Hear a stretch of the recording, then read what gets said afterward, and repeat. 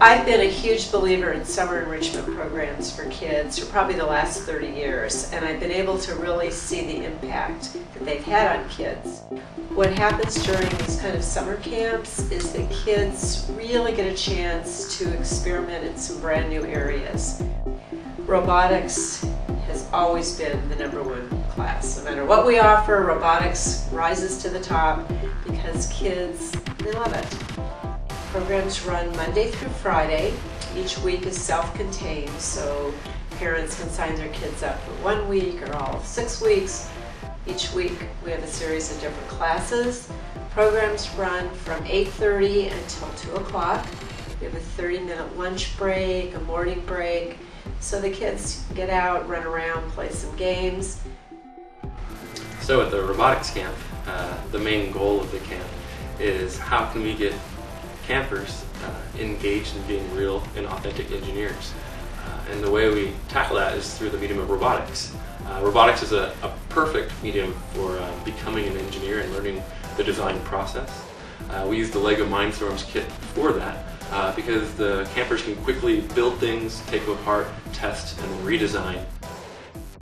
Campers will assemble themselves into groups of between 1 and 3 campers.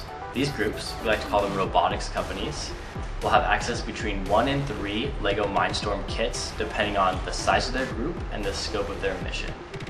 The central component of these kits is the IntelliBrick. This is the central computer of the robot. Included in each kit, as well as the IntelliBrick, is motors, sensors, a wide variety of LEGO Technic pieces, traditional LEGO pieces, balls, rubber bands, basically anything a camper would need to create a very unique and specialized robot.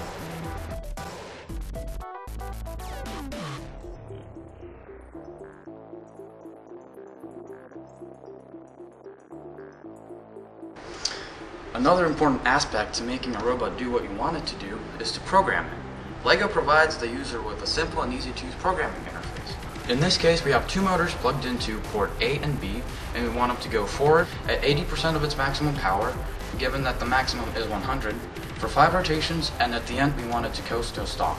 This, however, is just the basics. You can make your program more advanced by adding sensors, switches, sound blocks, and more. It really depends on what you want your program to do. We have 2 different options for students that they can choose.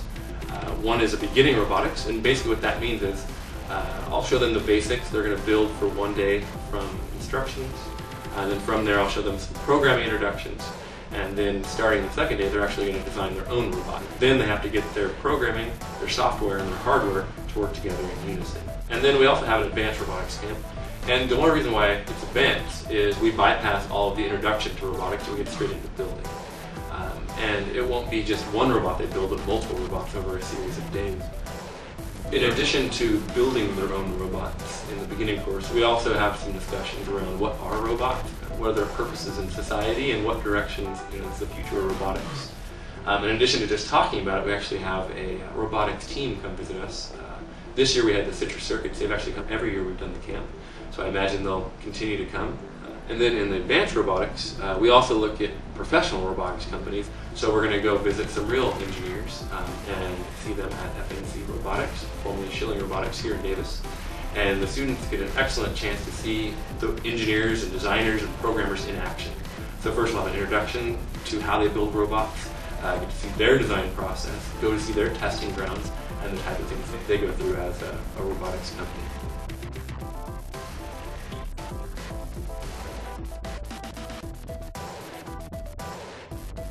And on Friday we invite the parents to come visit and just see exactly what their children have been doing all week, meet the teachers, and basically celebrate their accomplishments.